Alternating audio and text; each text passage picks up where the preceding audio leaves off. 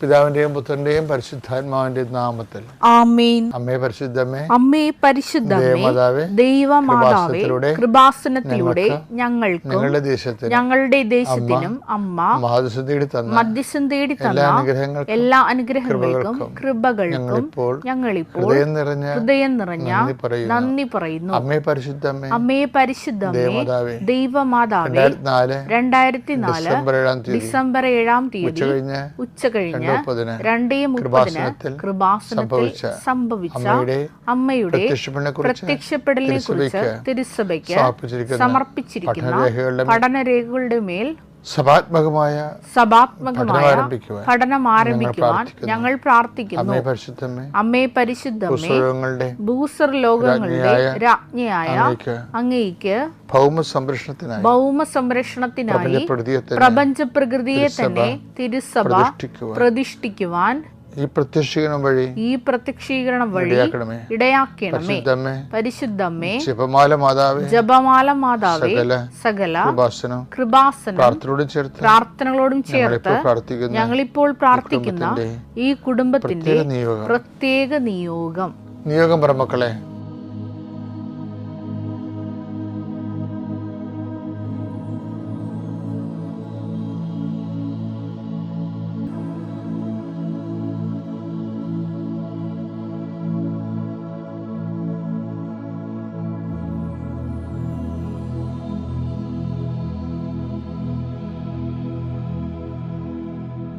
അമ്മയുടെ പ്രത്യക്ഷീകരണത്തിന്റെ ഈ അനുഗ്രഹവേളയിൽ ഞങ്ങൾക്ക് സാധിച്ചു തരുവാൻ കനിയണമേ. ആമേൻ. എന്റെ കർത്താവിന്റെ ഉന്നതമായ നാമത്തിന് സ്വസ്ത്രം ചെയ്യുന്നു.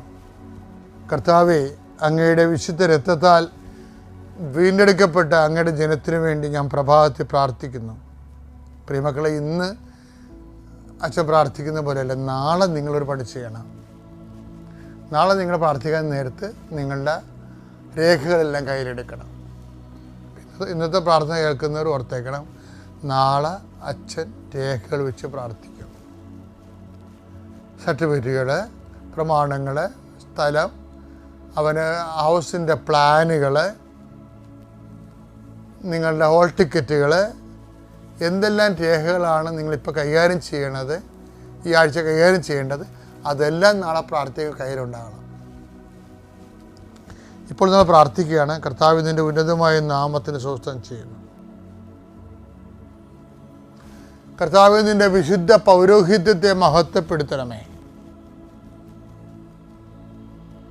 കർത്താവ് സഭയിലുള്ള സാന്നിധ്യം പ്രകടമാക്കണമേ. ഈശോ, പല മാനസികാവസ്ഥയിലുള്ളവരുണ്ട്. ഈശോയെ, ഭർത്താവിൻ്റെ വഴക്കിട്ടിട്ടുള്ളവരുണ്ട്, സാമ്പത്തിക തകർച്ചയിരിക്കുന്നവരുണ്ട്, കുടുംബത്തിൽ കലഹമുള്ളവരുണ്ട്, മക്കളെ അനുസരിക്കാത്തവരുണ്ട്, മക്കൾ ജയിലിലായവരുണ്ട്, വീടില്ലാത്തവരുണ്ട്, ഭവനത്തിലും പണിസ്ഥലങ്ങളിലും ജോലി സ്ഥലങ്ങളിലും സങ്കടങ്ങളുള്ളവരുണ്ട്.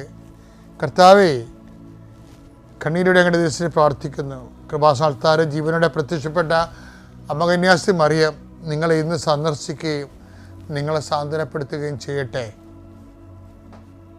കർത്താവ്, സാമ്പത്തിക ബാധ്യതകളായ ജോലി ഇല്ലാത്തവരുണ്ട്, വിസ പുതുക്കി കിട്ടാത്തവരുണ്ട്. ഈശോയെ, അവരെ സ്പർശിക്കണേ കർത്താവേ.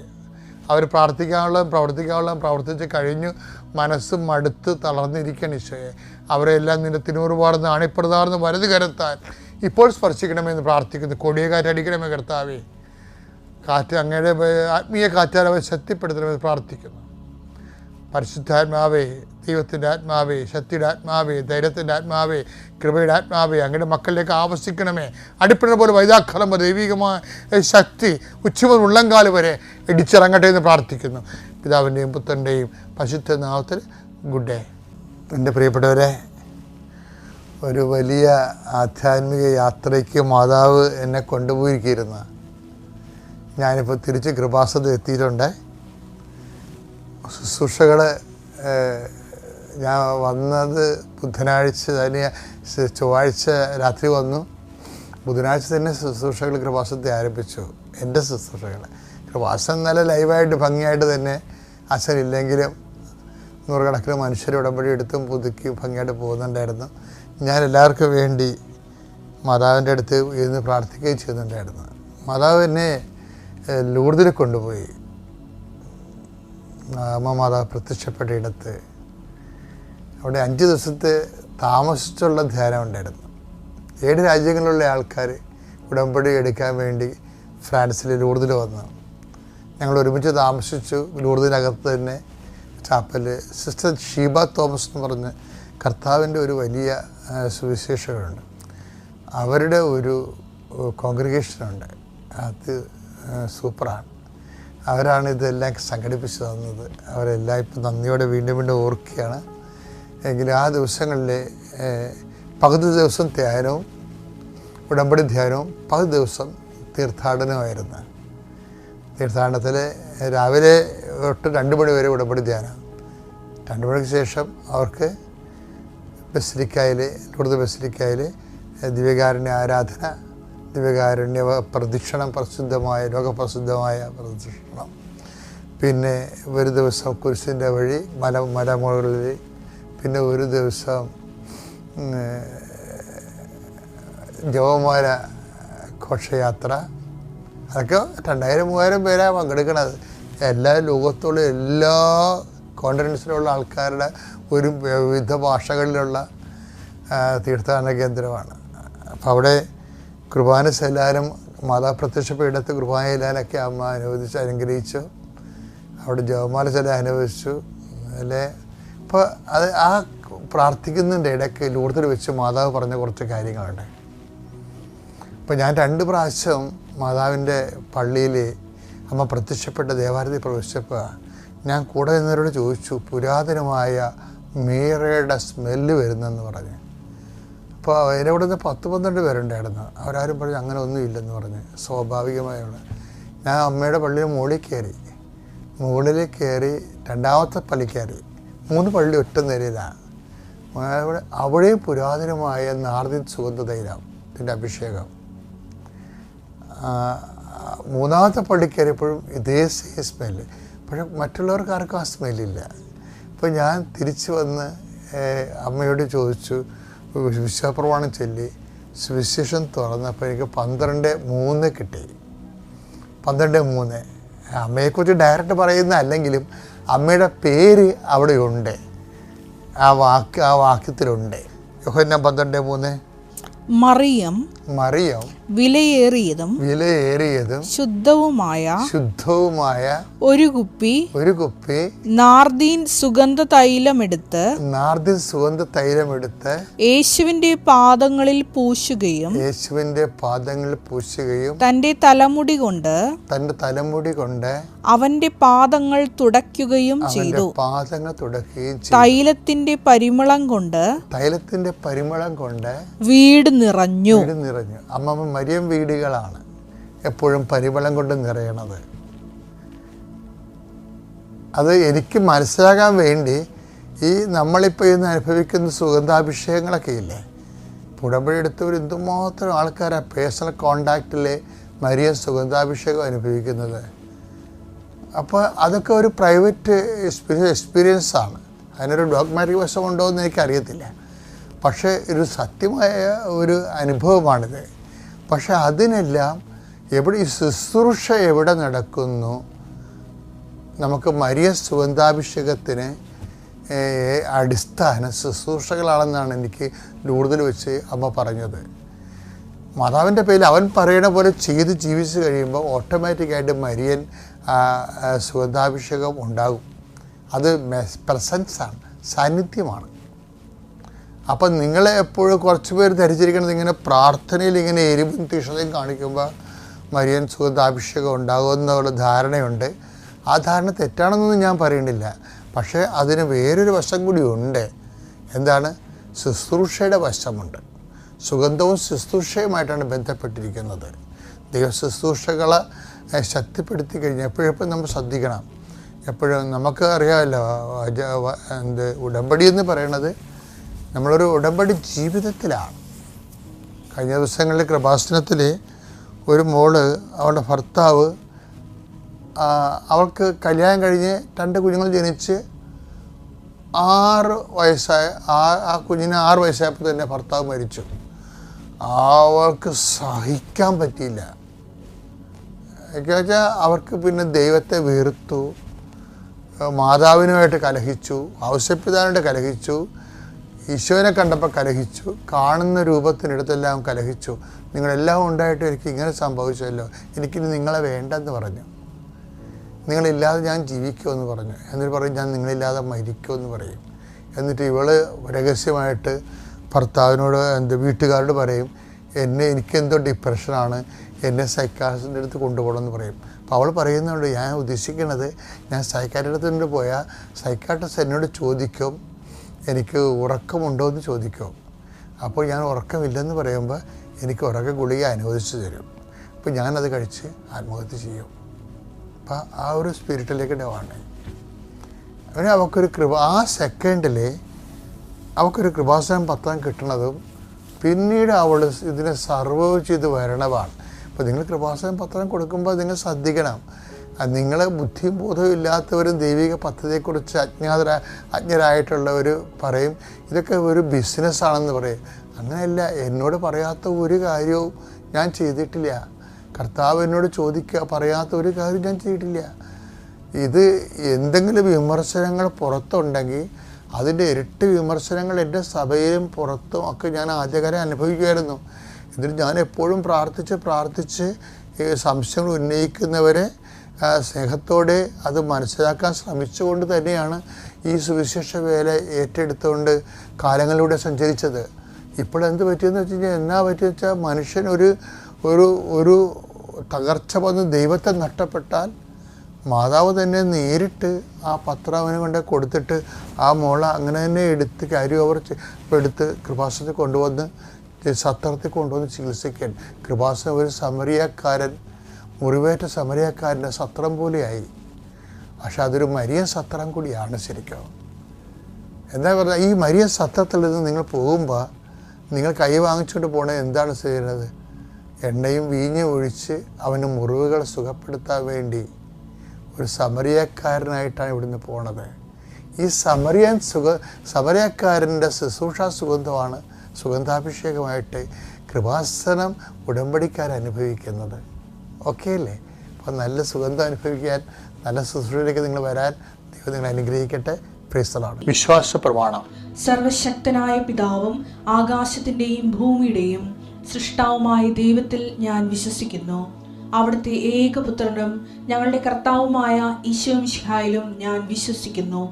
ഈ പുത്രൻ പരിശുദ്ധാത്മാവിനാൽ ഗർഭസ്ഥനായി കന്യകാമറിയത്തിൽ നിന്ന് പിറന്ന് പൊന്തിയോസ് പീലാത്തോസിന്റെ കാലത്ത് പീഡകൾ സഹിച്ച് കുരിശിൽ തറയ്ക്കപ്പെട്ട് മരിച്ച് അടക്കപ്പെട്ട് പാതാളങ്ങളിൽ ഇറങ്ങി മരിച്ചവരുടെ ഇടയിൽ നിന്ന് 3-ാം നാൾ ഉയർത്ത് സ്വർഗത്തിലേക്ക് എഴുന്നള്ളി സർവശക്തിയുള്ള പിതാവായ ദൈവത്തിന്റെ വലതുഭാഗത്തിരിക്കുന്നു. അവിടെ നിന്ന് ജീവിക്കുന്നവരെയും മരിച്ചവരെയും വിധിക്കുവാൻ വരുമെന്നും ഞാൻ വിശ്വസിക്കുന്നു.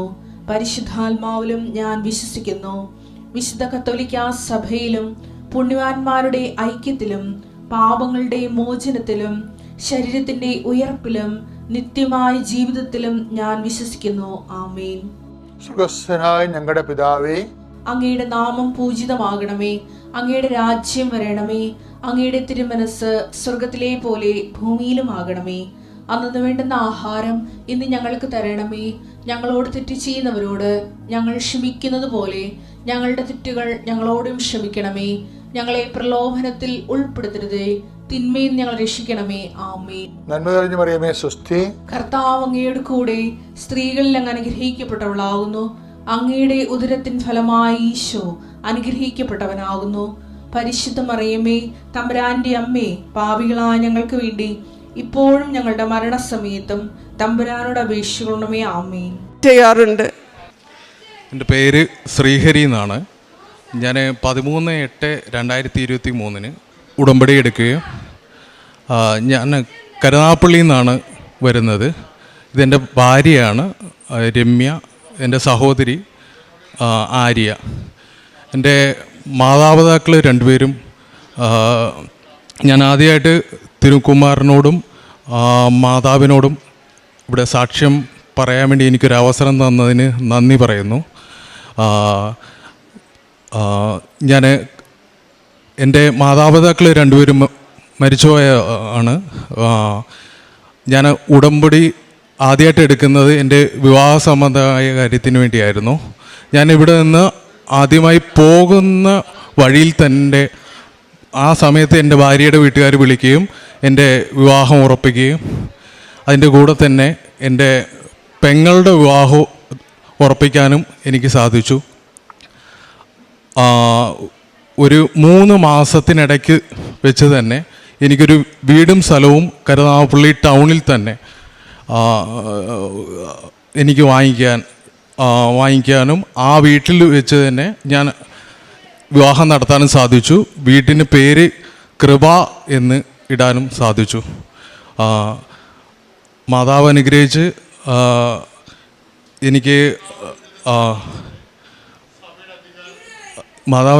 എനിക്ക് ഒരുപാട് ചാരിറ്റി കാര്യങ്ങൾ, അതായത് ഞാൻ എൻ്റെ ജീവിതത്തിൽ ആദ്യമായിട്ട് ഇവിടെ നിന്ന് ഉടമ്പടി എടുത്തിട്ട് പോയതിന് ശേഷം ഞാൻ എൻ്റെ കർമ്മത്തിലാണ് ശ്രദ്ധിച്ചത്. അതായത് നമ്മുടെ സ്വഭാവം എങ്ങനെയായിരിക്കണം, നമ്മുടെ ജീവിതത്തിൽ നമ്മൾക്ക് എന്തെല്ലാം കാര്യങ്ങൾ സമൂഹത്തോട് ചെയ്യണം, അതായത് നിരാലംബരായ ആൾക്കാർക്ക് അല്ലെങ്കിൽ ഭിക്ഷക്കാരായ ആളുകൾക്ക് ഒരു നേരത്തെ അന്നമെങ്കിലും നമുക്ക് കൊടുക്കാൻ കഴിയണം, മാതാവിൻ്റെ കാരുണ്യത്തിൽ നമുക്ക് കൊടുക്കാൻ കഴിയണം എന്ന കാര്യങ്ങളിൽ ഞാൻ ശ്രദ്ധിച്ചു. അങ്ങനെ ഒരുപാട് അതിൻ്റെ കൂടെ തന്നെ എനിക്ക് സാമ്പത്തികമായിട്ട് ഒരുപാട് ബുദ്ധിമുട്ടുകളുണ്ടായിരുന്നു. എനിക്ക് എൻ്റെ വിവാഹം നടത്താൻ വേണ്ടി ഞാനും എൻ്റെ പെങ്ങളും മാത്രമേ ഉള്ളൂ. മാതാപിതാക്കൾ രണ്ടുപേരും മരിച്ചുപോയി. സാമ്പത്തികമായിട്ട് എനിക്ക് പ്രശ്നങ്ങളുണ്ട്. എനിക്ക് വിവാഹം നടത്തണം, പെങ്ങളുടെ നിശ്ചയം നന്നായി നടത്തണം. എൻ്റെ കയ്യിൽ അതിനു വേണ്ടി ഫണ്ടോ കാര്യങ്ങളോ ഒന്നുമില്ല. ഞാൻ ഒരു ബാങ്കിൽ ഒരു അത്യാവശ്യം കുഴപ്പമില്ലാത്ത ജോലിയാണ്, എന്നാലും വലിയൊരു സാലറിയിലൊന്നും അല്ലായിരുന്നു വർക്ക് ചെയ്തിരുന്നത്. അപ്പോൾ ഈ കാര്യങ്ങളെല്ലാം നടക്കണം. ഞാൻ ലോൺ അപ്ലൈ ചെയ്തു, അത് റിജക്റ്റായി. എനിക്ക് സിവിൽ സ്കോർ പോലും പ്രോബ്ലമായിരുന്നു. മാതാവോട് ഞാൻ കരഞ്ഞു വിളിച്ച് പ്രാർത്ഥിച്ച് എൻ്റെ വിവാഹത്തിൻ്റെ ഡേറ്റുകൾ അടുത്തുകൊണ്ടിരിക്കുന്നു. എനിക്ക് വിവാഹം നടക്കണമെങ്കിൽ ഒരു ഇന്നത്തെ കാലത്ത് വിവാഹം നടക്കണമെങ്കിൽ ഒരു അത്യാവശ്യം നല്ലൊരു ഫണ്ട് നമ്മുടെ കയ്യിലുണ്ടെങ്കിൽ മാത്രമേ കാര്യങ്ങളെല്ലാം നടന്നു പോകുള്ളൂ. താലിമാല പോലും ഉണ്ട് കുറഞ്ഞത് നമുക്ക് വാങ്ങിക്കണമെങ്കിൽ ഒരു 2-2.5 ലക്ഷം രൂപ അല്ലെങ്കിൽ 3 ലക്ഷം രൂപക്ക് അത്രോളം ആവും. സിവിൽ സ്കോർ പോലും പ്രോബ്ലം ഉണ്ടായി. എനിക്ക് മാതാവ് അനുഗ്രഹിച്ച് എനിക്ക് ലോൺ പാസ്സായി കിട്ടി. വളരെ മംഗളമായി എനിക്ക് എൻ്റെ വിവാഹം നടത്താൻ സാധിച്ചു. എൻ്റെ പെങ്ങളുടെ നിശ്ചയം നടത്താൻ സാധിച്ചു. അത് രജിസ്റ്റർ ചെയ്ത് വെക്കാനും സാധിച്ചു. 1 വർഷത്തിനകം അവരുടെ വിവാഹവും നടക്കും. ഇതിനിടയ്ക്ക് എൻ്റെ വീട് വാങ്ങാനും എല്ലാ കാര്യങ്ങളും സാധിച്ചു. ഞാൻ കഴിയുന്ന ദിവസങ്ങളിലെല്ലാം ഞാൻ സത്യസന്ധമായി പറഞ്ഞാൽ എല്ലാ ദിവസവും ഒന്നും ഞാൻ പ്രാർത്ഥിച്ചിരുന്നു എന്നൊന്നും സത്യസന്ധമായി എനിക്ക് പൂർണ്ണമായി പറയാൻ പറ്റില്ല. ഞാൻ മാതാവിനെ മുന്നിൽ കണ്ടാണ് എൻ്റെ എല്ലാ പ്രവൃത്തികളും ചെയ്യുന്നത്. ഇപ്പോഴും അതെ, ഇനിയുള്ള കാലവും അങ്ങനെ ആയിരിക്കും. അപ്പോൾ ഞാൻ ഇവിടുന്ന് തന്നിരുന്ന വെഞ്ചരിച്ച ഉപ്പ്, ഇവിടുന്ന് തന്ന മാല, മാതാവിൻ്റെ തൈലം ഒക്കെ ഞാൻ എൻ്റെ ജീവിതത്തിൽ ഞാൻ ഉപയോഗിച്ചുകൊണ്ടിരിക്കുന്നു, പ്രാർത്ഥിക്കുന്നു. എൻ്റെ പേര് ജിനീഷ്. ഞാൻ ബാംഗ്ലൂരിൽ നിന്ന് വരുന്നു. ഞാൻ ഉടമ്പടി എടുത്തത് 2019 ഡിസംബർ 29-നാണ്. ഞാൻ ഉടമ്പടി ആദ്യത്തെ പുതുക്കലിന് തന്നെ എനിക്ക് എൻ്റെ സ്ഥലം 2 വർഷമായി ബഫർ സോണിൽ കിടക്കുകയായിരുന്നു. ഞാനൊരു നിയോഗം വെച്ച് പ്രാർത്ഥിച്ചതിൻ്റെ ഫലമായി അമ്മ എനിക്കത് സ്റ്റേ ചെയ്തു തന്നു. രണ്ടാമതായിട്ട് എൻ്റെ മകൾക്ക് ഡെങ്കു ഫ്ലൂ പിടിക്കുകയും പ്ലേറ്റ്ലെറ്റ്സ് 50,000 വരെ താഴുകയും ചെയ്തു. സീരിയസ് അവസ്ഥയായിരുന്നു.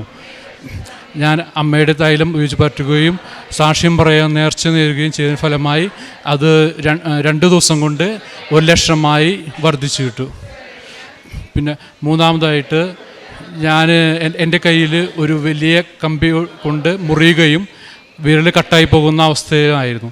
എക്സ്റേ എടുത്തപ്പോൾ പറഞ്ഞു പൊട്ടലുണ്ടെന്ന്. മാതാവിൻ്റെ തൈലം പരട്ടുകയും സാക്ഷ്യം പറയാൻ ചെയ്തതിന് ഫലം വീണ്ടും എക്സ്റേ എടുത്തപ്പോൾ ഒരു ഉളുക്ക് മാത്രമായിരുന്നു. പിന്നെ ഞാൻ 1.5 വർഷമായി പോളണ്ടിലേക്ക് ജോലിക്ക് പോകാൻ ശ്രമിച്ചുകൊണ്ടിരിക്കുകയായിരുന്നു. അപ്പോൾ അപ്ലൈ ചെയ്ത് 1.5 വർഷമായിട്ട് വർക്ക് പെർമിറ്റ് വന്നിരുന്നില്ല. ഞാൻ സാക്ഷ്യം പറയാൻ നേരുകയും പിന്നെ 4ാമത്തെ പുതുക്കലിൻ്റെ ചെയ്യുകയും ചെയ്തതിന് ഫലമായി വർക്ക് പെർമിറ്റ് വരികയും ചെയ്തു. തിരുകുമാരനും കൃപാസന മാതാവിനും തിരുകുമാരനും 1000 നന്ദി. എൻ്റെ പേര് അഞ്ജു. ഞാൻ കണ്ണൂരിൽ നിന്ന് വരുന്നു. ഞാൻ കൊയിലി എന്ന ഹോസ്പിറ്റലിൽ സ്റ്റാഫ് നേഴ്സായി വർക്ക് ചെയ്യുകയാണ്. അപ്പോൾ ഞാൻ വൺ ഇയറിന് 2022 ഞാൻ സൗദി പ്രോമെട്രിക്ക് വേണ്ടി പഠിക്കാൻ തുടങ്ങിയതാണ്. പക്ഷേ അത് ചില സാഹചര്യങ്ങൾ കൊണ്ട് മൂലം അത് പഠിക്കാൻ കംപ്ലീറ്റ് ആക്കാൻ പറ്റിയില്ലായിരുന്നു. അപ്പം എൻ്റെ അവിടെ ഒരു സ്റ്റാഫായിട്ടുള്ള ഒരു ചേച്ചി വന്ന് പറഞ്ഞു, ഇവിടെ കൃപാസനത്തിൽ പോയാൽ മതി, അങ്ങനെ ഉടമ്പടി എടുത്ത് പ്രാർത്ഥിക്കുമ്പോൾ നിങ്ങളുടെ കാര്യം നടക്കുമെന്ന് പറഞ്ഞു. അങ്ങനെ 2023 ജൂലൈ 7 ഞാൻ ഇവിടെ വന്ന് ഉടമ്പടി എടുക്കുകയും ഉടമ്പടി എടുത്ത് ഒരു പുതുക്കി കഴിഞ്ഞപ്പോഴത്തേക്കും എൻ്റെ പേപ്പർ വർക്കെല്ലാം പൂർത്തിയായി. അങ്ങനെ 4ാമത്തെ തവണ ഇവിടെ വന്ന് പുതുക്കി കഴിഞ്ഞ് എക്സാമിന് വേണ്ടി ഞാൻ പോവുകയും അവിടുന്ന് മാതാവിൻ്റെ കാശുരം കൊണ്ടാണ് ഞാൻ പോയത്. അങ്ങനെ എനിക്ക് വന്ന ക്വസ്റ്റ്യൻസൊക്കെ നല്ല എളുപ്പമുള്ള ക്വസ്റ്റ്യൻസ് ആയിരുന്നു. അങ്ങനെ നല്ല മാർക്കോട് കൂടി എനിക്ക് വിജയിക്കാൻ സാധിച്ചു. കാരുണ്യ പ്രവർത്തനമായിട്ട് ഞാൻ ചെയ്തത് റീഹാബിലിറ്റേഷൻ സെൻറ്റർ ഉണ്ടായിരുന്നു. അവിടെ സൈക്കാട്രി പേഷ്യൻസിനെ കുളിപ്പിക്കാനും നഖം വെട്ടിക്കൊടുക്കാനും പിന്നെ ക്ലീനിങ്ങിനൊക്കെ പോയിട്ടുണ്ടായിരുന്നു. പിന്നെ മെഡിക്കൽ കോളേജിൽ വിതരണമൊക്കെ ചെയ്തിട്ടുണ്ട്. എൻ്റെ പേര് അനു. ഞാൻ കൂത്താട്ടുകുളത്തുനിന്ന് വരുന്നു. എനിക്ക് അമ്മ മാതാവ് നൽകിയ ഒരു രോഗസൗഖ്യത്തിനെ കുറിച്ച് സാക്ഷ്യം പറയാനാണ് ഞാനിവിടെ നിൽക്കുന്നത്. 2020 ഡിസംബർ മാസം ഞാൻ സൗദിയിൽ ജോലി ചെയ്യുന്ന സമയം എനിക്ക് ചെറുതായിട്ട് ബ്ലീഡിങ് തുടങ്ങി. ഞാനിങ്ങനെ ബ്ലീഡിങ് തുടങ്ങിയപ്പോൾ ഞാനതും കാര്യമാക്കിയില്ല. എന്തെങ്കിലും ഫുഡിൻ്റെ ആയിരിക്കും, അസിഡിറ്റികളുടെ പ്രോബ്ലംസ് ഉള്ളതുകൊണ്ട് അതിൻ്റെ ആയിരിക്കും എന്ന് വിചാരിച്ചു. ഞാൻ അത് കാര്യമാക്കാതെ കുറച്ച് ദിവസത്തോടെ തുറന്നു. കുറച്ച് ദിവസം കഴിഞ്ഞതിന് ശേഷം എനിക്കിങ്ങനെ ബ്ലീഡിങ് കൂടി വന്നു. അപ്പം ഞാനിങ്ങനെ ഹോസ്പിറ്റലിൽ പോയതിന് ശേഷം ഡോക്ടറെ കൺസൾട്ട് ചെയ്ത് ഡോക്ടർ പറഞ്ഞു പൈൽസിൻ്റെ ആരംഭമാണെന്ന് പറഞ്ഞു. അപ്പോൾ ഡോക്ടർ പറഞ്ഞു 1 മാസം എന്നോട് മെഡിസിൻ എടുക്കുക, അതിനുശേഷം നീ വരാൻ പറഞ്ഞു. ഞാൻ 15 ദിവസം മരുന്ന് കഴിച്ചു നോക്കിയിട്ടും എനിക്ക് യാതൊരു വിധത്തിലായ കുറവുകളും കാണുന്നില്ല. ബ്ലീഡിങ് കൂടി വന്നു. അപ്പം ഞാൻ അടുത്ത ഹോസ്പിറ്റലിൽ പോയി. ഒരു പാകിസ്ഥാനി ഡോക്ടർ ഉണ്ടായിരുന്നു. ഡോക്ടർ പറഞ്ഞു കുറച്ച് ടെസ്റ്റുകളൊക്കെ ചെയ്തു നോക്കാം, എന്താ സംഭവം എന്ന് നോക്കട്ടെ എന്ന് പറഞ്ഞു. അങ്ങനെ നോക്കിക്കഴിഞ്ഞപ്പോൾ എനിക്ക് ടെസ്റ്റിൻ്റെ റിസൾട്ട് വന്നപ്പോൾ ഡോക്ടർ പറഞ്ഞു എനിക്ക് അൾസറാണെന്ന് പറഞ്ഞു. അൾസർ വന്ന് പൊട്ടിയിട്ടാണ് എനിക്ക് ബ്ലീഡിങ് വരുന്നതെന്ന് പറഞ്ഞു. അങ്ങനെ എന്നോട് പറഞ്ഞു നീ 1 മാസം കണ്ടിന്യൂസ് ആയിട്ട് മരുന്ന് കഴിക്കാൻ പറഞ്ഞു. ഈ 1 മാസം കണ്ടിന്യൂസ് ആയിട്ട് മരുന്ന് കഴിക്കുന്നതിൻ്റെ ഇടയ്ക്കാണ് നമുക്ക് കൊറോണ എന്ന മഹാമാരി ലോകത്തെ മുഴുവൻ വിഴുങ്ങിയ ഒരു സമയം വന്നത്. ആ ഒരു സമയത്ത് എനിക്ക് ട്രീറ്റ്മെൻറ്റ് കംപ്ലീറ്റ് ചെയ്യാനായിട്ട് പറ്റാത്ത ഒരു സാഹചര്യം വന്നു. അങ്ങനെ എനിക്ക് ബ്ലീഡിങ് കൂടി വന്നിരുന്നു. അങ്ങനെ ഞാൻ എൻ്റെ മാഡത്തിൻ്റെ കൂടെ ഒരു ദിവസം അവിടെ ആ ഡോക്ടറെ തന്നെ കൺസൾട്ട് ചെയ്തു. അപ്പോൾ ഡോക്ടർ പറഞ്ഞു എന്തായാലും ഇതൊന്ന് കൊളോണോസ്കോപ്പി ചെയ്യാം, നിനക്ക് വേറൊരു ഹോസ്പിറ്റലിൽ ഞാൻ റെഫർ ചെയ്ത് തരാമെന്ന് പറഞ്ഞു. അങ്ങനെ ഞാനും മാഡവും കൂടി ആ ഹോസ്പിറ്റലിലോട്ട് പോയി കൊളോണോസ്കോപ്പി ചെയ്തു. റിസൾട്ട് വന്നു കഴിഞ്ഞപ്പോൾ എനിക്ക് കുടൽ വീക്കമാണെന്ന് ഡോക്ടർ പറഞ്ഞു. ഒരു ഈജിപ്ഷ്യൻ ഡോക്ടറായിരുന്നു ആ ഡോക്ടർ പറഞ്ഞു എന്നോട് പറഞ്ഞു നീ ഇവിടെ നിൽക്കാതെ നാട്ടിൽ പോവുമായിരിക്കും നല്ലത്, കാരണം ഇവിടുത്തെ ഫുഡൊക്കെ നിനക്ക് എക്സ്പെൻസീവാണ്, അതുപോലെ തന്നെ നോൺ വെജ് കഴിക്കാൻ പാടില്ല, വെജ് തന്നെ, അതായത് ഞങ്ങൾ പറയുന്ന ആ ഫുഡ് ഫോളോ ചെയ്യണമെന്ന് പറഞ്ഞു. അതെനിക്ക് ഭയങ്കര ഒരു ബുദ്ധിമുട്ടായിരുന്നു. അങ്ങനെ ഞാൻ വീണ്ടും എനിക്ക് കുറച്ച് സാമ്പത്തികപരമായ ബുദ്ധിമുട്ടുകളുള്ള സമയമായിരുന്നു. അപ്പോൾ ഞാൻ അവിടെ പിടിച്ചു നിന്ന് കുറച്ച് നാളോടെ എങ്ങനെയെങ്കിലും പോട്ടെ. അപ്പോൾ കൊറോണ വന്ന് ഫുള്ള് ക്ലോസുമാണ്, എനിക്ക് നാട്ടിൽ പോകാനായിട്ട് സാധിക്കത്തുമില്ല. അങ്ങനെ വന്നു കഴിഞ്ഞപ്പോഴത്തേക്കും ഞാൻ ഈ മെഡിസിൻ തുടർന്നു. മെഡിസിന് എൻ്റെ ബോഡി റിയാക്ട് ചെയ്യുന്നില്ലായിരുന്നു. അതായത് എനിക്ക് ആരോഗ്യസ്ഥിതി അങ്ങനെ മോശമായിരുന്നു. ഞാൻ വെയിറ്റ് ഭയങ്കരമായിട്ട് ലോസായിട്ട് വന്നു. അങ്ങനെ വന്ന് ഒരു ദിവസം ഞാൻ തല കറങ്ങി വീണു. അപ്പോൾ എൻ്റെ മാഡം എന്നെ വേറൊരു ഹോസ്പിറ്റലിലോട്ട് കൊണ്ടുപോയി. മാഡത്തിൻ്റെ ഒരു ഫ്രണ്ട് റെക്കമെൻഡ് ചെയ്താന്ന് പറഞ്ഞാൽ അവിടെ കൊണ്ടുപോയപ്പോൾ ഡോക്ടർ പറഞ്ഞു 5 ദിവസത്തേന് എന്നെ അഡ്മിറ്റ് ചെയ്യാൻ പറഞ്ഞു. അങ്ങനെ 5 ദിവസത്തേന് അഡ്മിറ്റ് ചെയ്യാൻ പറഞ്ഞു. ഇൻഷുറൻസിൻ്റെ ഇത് ലിമിറ്റ് കഴിഞ്ഞായിരുന്നു. അപ്പോൾ മാഡത്തിന് ഓൾറെഡി എൻ്റെ ഒരുപാട് പൈസ മുടക്കേണ്ടതായിട്ട് വരുന്നൊരു സാഹചര്യം ഉണ്ടായതുകൊണ്ട് മാഡം പറഞ്ഞു, നിൻ്റെ ഡിസിഷൻ എന്താ, നീ ഇവിടെ നിൽക്കുവാണോ അതോ ഞാൻ നിന്നെ അഡ്മിറ്റ് ചെയ്യട്ടെ, നീ നാട്ടിൽ പോകുന്നുണ്ടോ എന്ന് ചോദിച്ചു. അപ്പോൾ ഞാൻ പറഞ്ഞു, മാഡം ഞാൻ ഈ ഒരു കണ്ടീഷനിൽ ഇവിടെ നിന്ന് കഴിഞ്ഞാൽ നിങ്ങൾക്കൊരു ബുദ്ധിമുട്ടാവും, അപ്പോൾ ഞാൻ എന്തായാലും എനിക്ക് നാട്ടിൽ പോകണമെന്ന് പറഞ്ഞു. നാട്ടിൽ പോകണമെന്ന് പറഞ്ഞ് എന്നെ അപ്പം തന്നെ അവിടെ നിന്ന് ആ ഹോസ്പിറ്റലിൽ നിന്നുകൊണ്ട് തന്നെ മാഡം എനിക്ക് ടിക്കറ്റ് എടുത്തു. 2 ദിവസത്തിനുള്ളിൽ എനിക്ക് നാട്ടിൽ പോരാൻ പറ്റി. ഞാനപ്പോൾ എൻ്റെ വീട്ടിൽ പറഞ്ഞിട്ടില്ല, ഞാൻ ഇത്ര ഒരു ക്രിട്ടിക്കൽ സ്റ്റേജാണ്, എനിക്ക് നടക്കാൻ പോലും പറ്റില്ലാത്തൊരു സിറ്റുവേഷനിലോട്ടായിരുന്നു.